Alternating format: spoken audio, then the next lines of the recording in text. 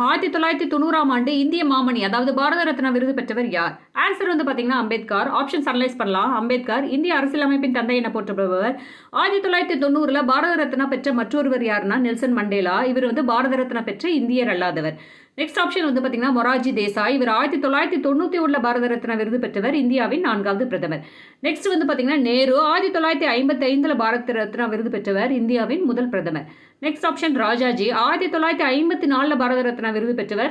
முதல் பாரத ரத்னா விருது பெற்றவர். இந்தியாவின் கடைசி கவர்னர் ஜெனரல். 1954 பாரத ரத்னா விருது பெற்ற மற்ற இருவர் வந்து பார்த்தீங்கன்னா சர்வபள்ளி ராதாகிருஷ்ணன் அவர்கள் இந்தியாவின் முதல் துணை ஜனாதிபதி. சர் சி வி ராமன் அவர்கள் நோபல் பரிசு பெற்ற இயற்பியலாளர். பாரத ரத்னா விருதுனா என்ன? ஏற்படுத்தப்பட்டது வந்து பார்த்தீங்கன்னா 2 ஜனவரி 1954. இது இந்திய குடியரசின் உயரிய சிவிலியன் விருது. ஜுவல் ஆஃப் இந்தியா எனப்படுகிறது. விருதுக்கான பரிந்துரை வந்து பார்த்தீங்கன்னா பிரதமரால் குடியரசுத் தலைவருக்கு அளிக்கப்படுகிறது. ஒரு குறிப்பிட்ட வருடத்தில் அதிகபட்சமாக 3 விருதுகள் வழங்கப்படுகிறது. தேங்க்யூ.